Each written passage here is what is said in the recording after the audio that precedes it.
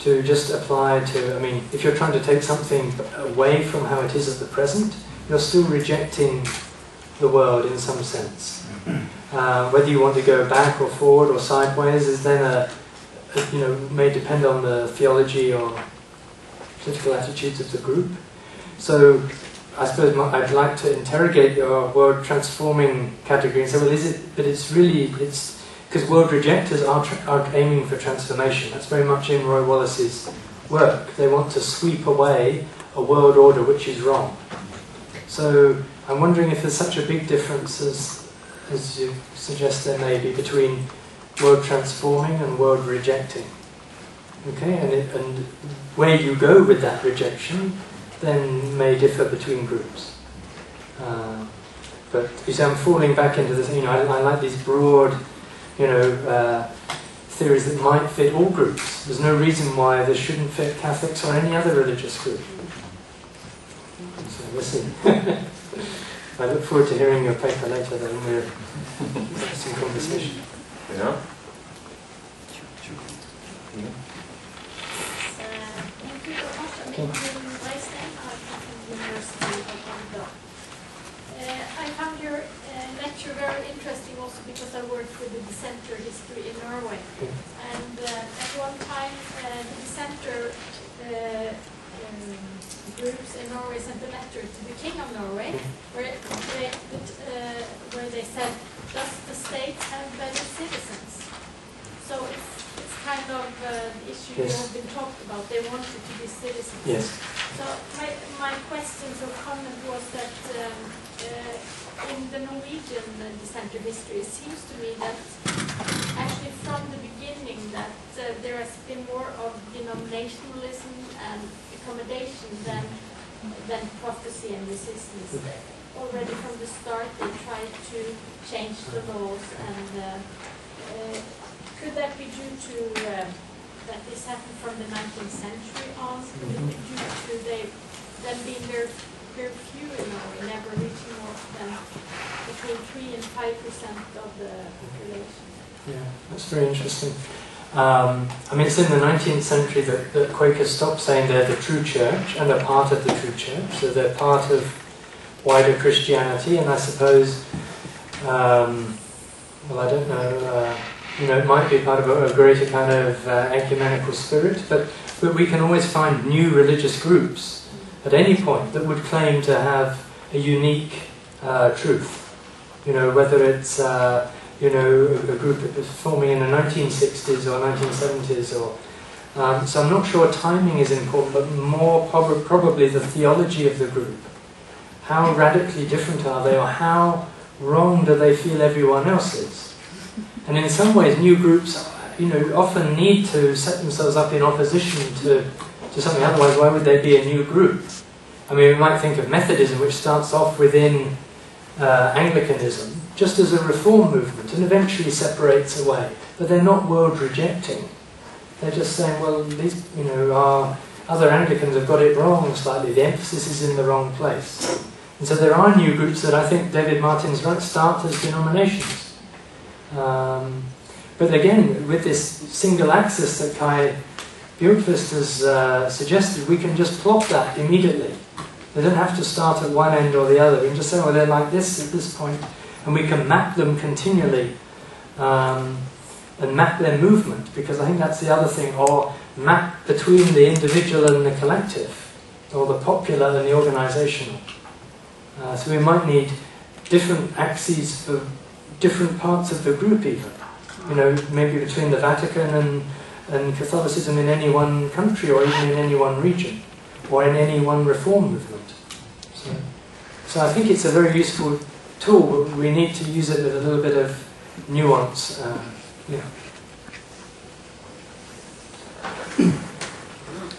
My name is Dag Nygaard, working as Special Advisor at Christian Council of Norway. When we looked upon 17th century England, the Quaker was not the only religious dissenter movement. Are there any connections between the Quakers and baptism. The Baptist movement, which also has that conception of freedom of religion and conscience as part of their spiritual heritage. Are some links between those? Yeah. Thank you.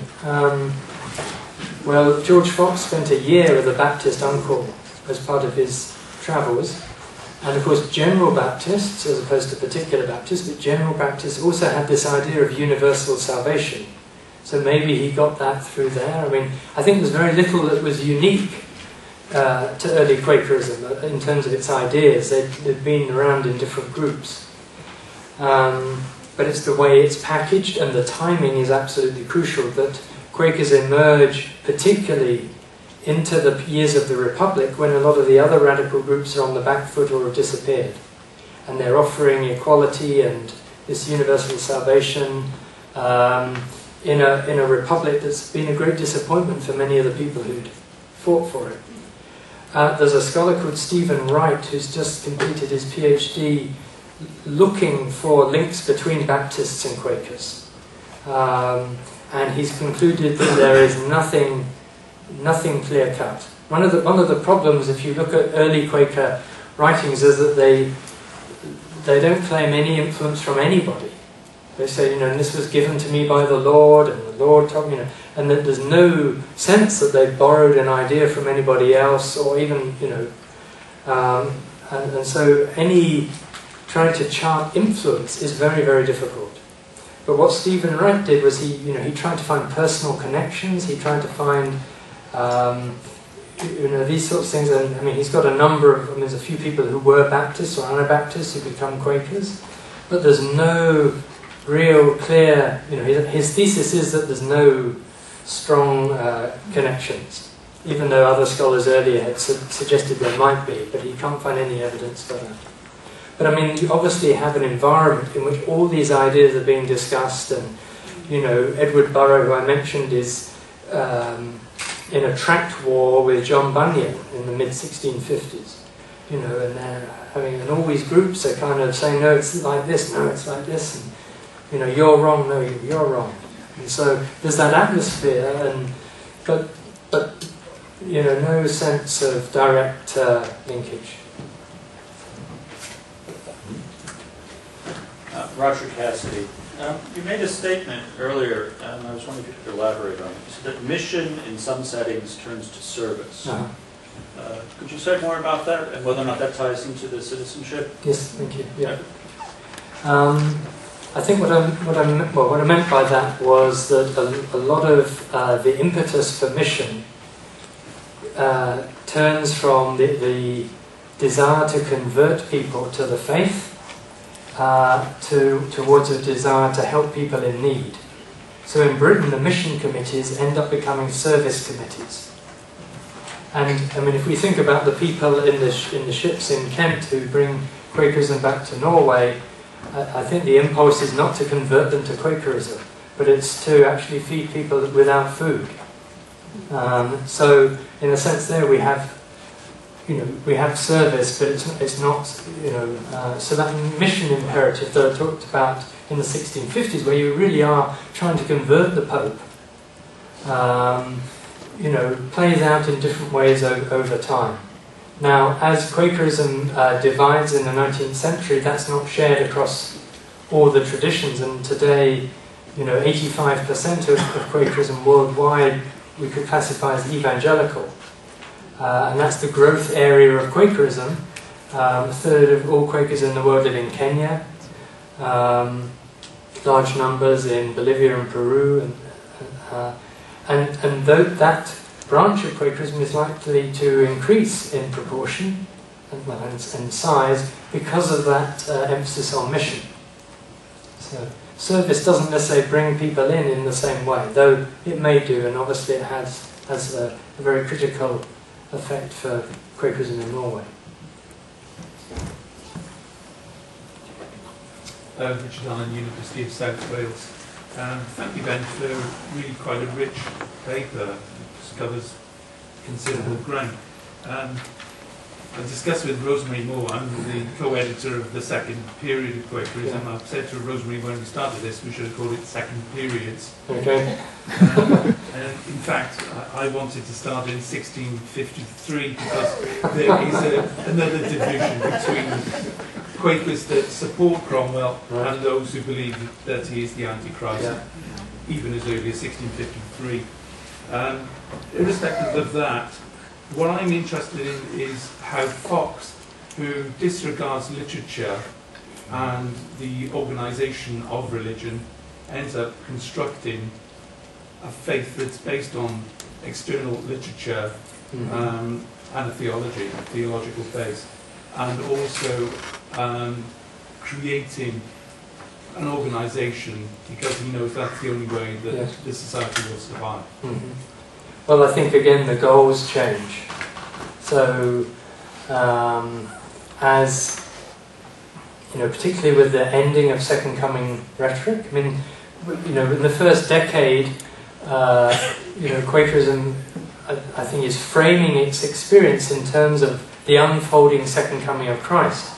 In other words, the world is going to end and the new world will be beginning, and therefore, I mean, you know, lots of things you just don't worry about because actually it's all going to unfold. The New Jerusalem is, you know, going to be created. And it's only as we get well into one of the second periods that, you know, you need to concern yourself with, well, how is the Quaker Church to be for the longer haul? You know, well, we're going to need a committee that does this, and we're going to need a committee that does this, and we're going to need, you know, to structure our things like, you know, in this kind of a way. And I mean, many people say this was another one of the geniuses of George Fox, that he could have this strategic vision. But again, we can immediately plot that on this axis and say, well, the goals change. You know, are you ushering in the kingdom of God, which is about to happen at any moment? Therefore, you can be prophetic. Or are you needing to be, you know, somewhere in the middle and set up a structure that can operate in a society that may or may not be favourable? And then finally, as persecution begins, you're needing to, you know, actually negotiate with the state far more. I mean, they're not really negotiating, I think, I would argue, in the early 1650s. But I mean, 1653 is interesting. I'm wondering how small the first period will get, or, you know, maybe we just start with the second period. I think it should be called first months. Okay, first months, okay. You know, an inwards first period before the second period. Okay, lovely. Thank you.